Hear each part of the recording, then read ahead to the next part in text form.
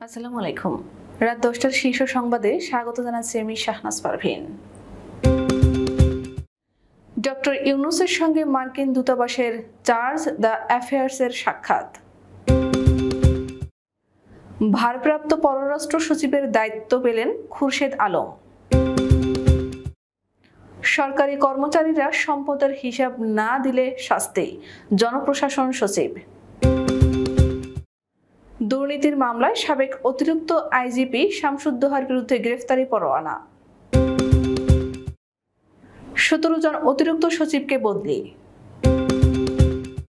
শিক্ষা পদ্ধতি সংস্কারে যৌথভাবে কাজ করার আগ্রহ চীনের।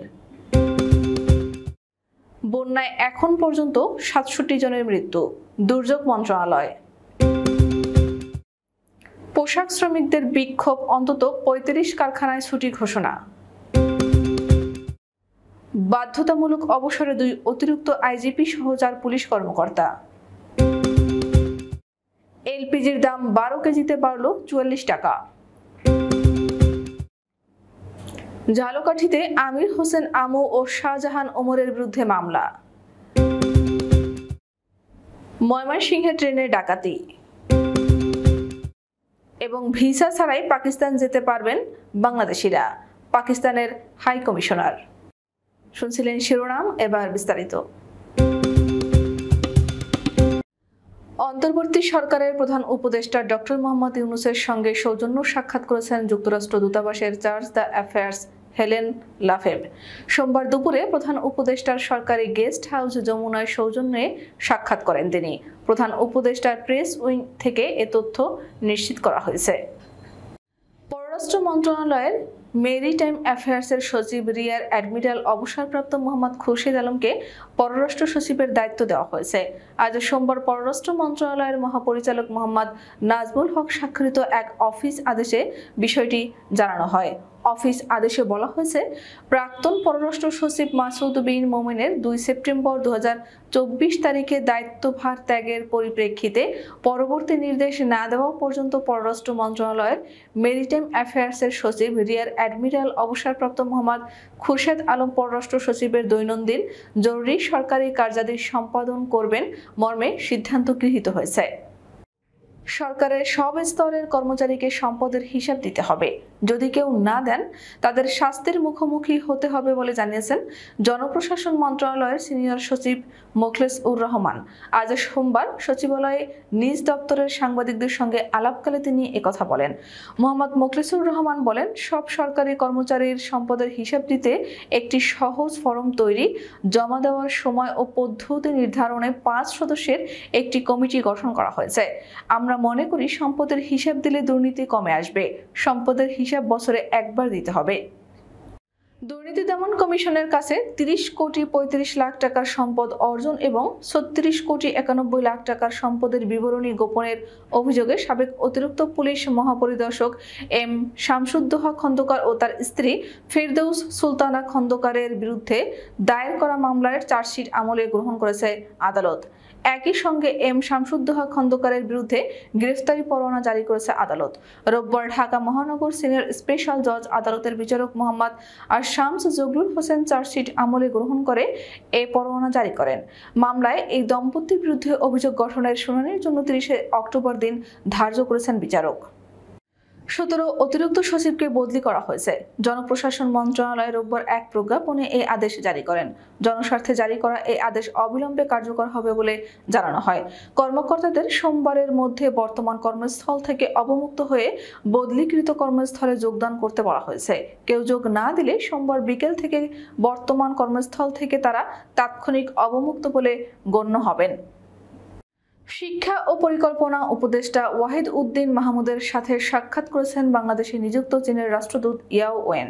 সোমবার সচিবালয়ে শিক্ষা ও পরিকল্পনা উপদেষ্টা ওয়াহিদ উদ্দিন মাহমুদের সাথে সাক্ষাৎ করেন চীনের রাষ্ট্রদূত। এ সময় চীনের রাষ্ট্রদূত ইয়াও ওয়েন বলেন, চীন ও বাংলাদেশের লক্ষ্য শিক্ষা ব্যবস্থা সংস্কারের মাধ্যমে মেধার উন্নয়ন ঘটানো।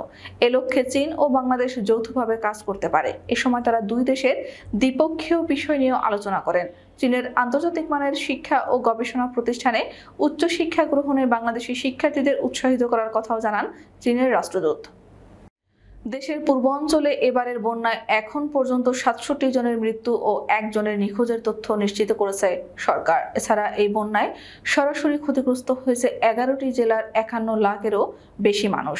সোমবার দুর্যোগ ব্যবস্থাপনা ও ত্রাণ মন্ত্রণালয় এক বিজ্ঞপ্তিতে এ তথ্য জানানো হয়। বন্যায় যারা নিহত হয়েছে তাদের মধ্যে পুরুষ ৪২ জন, নারী ৭ জন এবং শিশু ১৮ জন। এর মধ্যে সবচেয়ে বেশি মানুষ মারা গেছে ফেনীতে। দুর্যোগ ব্যবস্থাপনা মন্ত্রণালয়ের হিসাব অনুযায়ী ফেনীতে ২৬ জন, কুমিল্লায় ১৭ জন, নোয়াখালীতে ১১ জন, চট্টগ্রামে ৬ জন, ব্রাহ্মণবাড়িয়ায় ১ জন, লক্ষ্মীপুর ১ জন, কক্সবাজারে ৩ জন, মৌলভীবাজারে ১ জন এবং খাগড়াছড়িতে ১ জন মারা গেছে। বন্যা পরিস্থিতি নিয়ে সরকারের এই বিজ্ঞপ্তিতে বলা হয়, বন্যা দুর্গত জেলাগুলোতে এখনও পানিবন্দী রয়েছে ৬ লাখেরও বেশি পরিবার। ঢাকার সাভারের আশুলিয়ায় পোশাক কারখানায় নারী পুরুষের সমানুপাতিক হারে নিয়োগ সহ বিভিন্ন দাবিতে নবীনগর, চন্দ্রা ও বাইপাল আবদুল্লাহপুর সড়ক অবরোধ করে বিক্ষোভ করেছে চাকুরি প্রত্যাশী শ্রমিকরা। সোমবার সকাল থেকে শ্রমিকরা আশুলিয়ার ডিইপিজেড এবং বাইপাল আবদুল্লাহপুর সড়কের বিভিন্ন কারখানার সামনে জড়ো হয়ে এই বিক্ষোভ শুরু করেন। এক পর্যায়ে আন্দোলনরত শ্রমিকরা নবীনগর, চন্দ্রা ও বাইপাল আবদুল্লাহপুর সড়কের বিভিন্ন পয়েন্টে ব্যারিকেড তৈরি করে অবরোধ করেন ও বিভিন্ন কারখানা লক্ষ্য করে ইট পাটকেল নিক্ষেপ শুরু করেন। এতে গুরুত্বপূর্ণ সড়ক দুটিতে তীব্র যানজটের সৃষ্টি হয়। উত্তেজনা ছড়িয়ে পড়ে এই অঞ্চলে। এ অবস্থায় আশুলিয়ার বিভিন্ন এলাকার অন্তত ৩৫টি কারখানা ছুটি ঘোষণা করেছে সংশ্লিষ্ট কর্তৃপক্ষ। পুলিশের অতিরিক্ত পুলিশ মহাপরিদর্শক পদমর্যাদার ৩ কর্মকর্তা ও উপ পুলিশ মহাপরিদর্শক পদমর্যাদার ১ জন কর্মকর্তাকে বাধ্যতামূলক অবসরে পাঠানো হয়েছে। সোমবার রাষ্ট্রপতির আদেশক্রমে স্বরাষ্ট্র মন্ত্রণালয়ের জননিরাপত্তা বিভাগের সিনিয়র সচিব ডক্টর মোহাম্মদ আব্দুল মোমেন স্বাক্ষরিত পৃথক পৃথক প্রজ্ঞাপনে পুলিশের এ ৪ কর্মকর্তাকে বাধ্যতামূলক অবসরে পাঠানো হয়। দেশে ভোক্তা পর্যায়ে তরলীকৃত পেট্রোলিয়াম গ্যাসের দাম ১২ কেজিতে এবার ৪৪ টাকা বাড়িয়েছে বাংলাদেশ এনার্জি রেগুলেটরি কমিশন। এর আগে টানা ৩ মাস কমার পর ১২ কেজি সিলিন্ডারে গত ২ মাসে দাম বেড়েছিল। এর মধ্যে জুলাই বেড়েছিল ৩ টাকা, আগস্টে ১১ টাকা। ঘোষিত নতুন দর আজ সোমবার সন্ধ্যা ৬টা থেকে কার্যকর হবার কথা। সেপ্টেম্বরের জন্য প্রতি ১২ কেজি সিলিন্ডারের দর নির্ধারণ করা হয়েছে ১,৪২১ টাকা। গত আগস্টে দাম ছিল ১,৩৭৭ টাকা।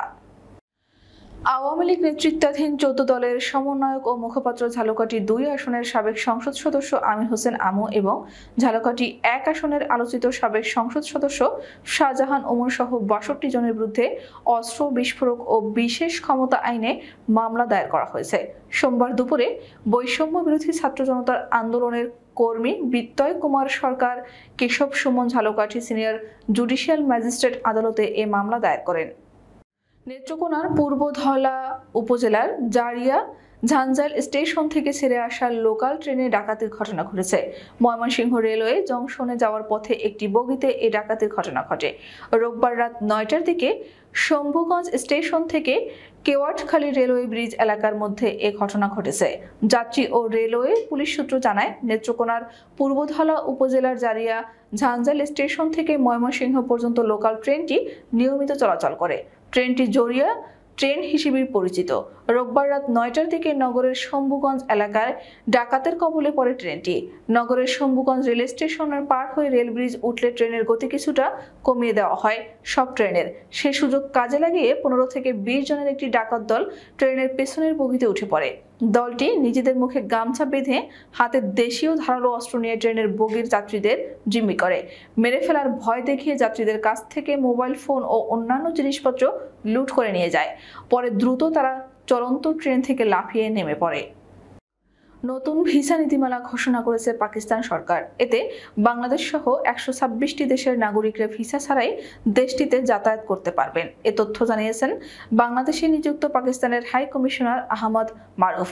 আজ সোমবার দুপুরে রাজধানীর বাংলাদেশ সচিবালয়ে স্বরাষ্ট্র উপদেষ্টা লেফটেন্যান্ট জেনারেল অবসরপ্রাপ্ত মোহাম্মদ জাহাঙ্গীর আলম চৌধুরীর সঙ্গে সৌজন্য সাক্ষাতে তিনি এ কথা জানান।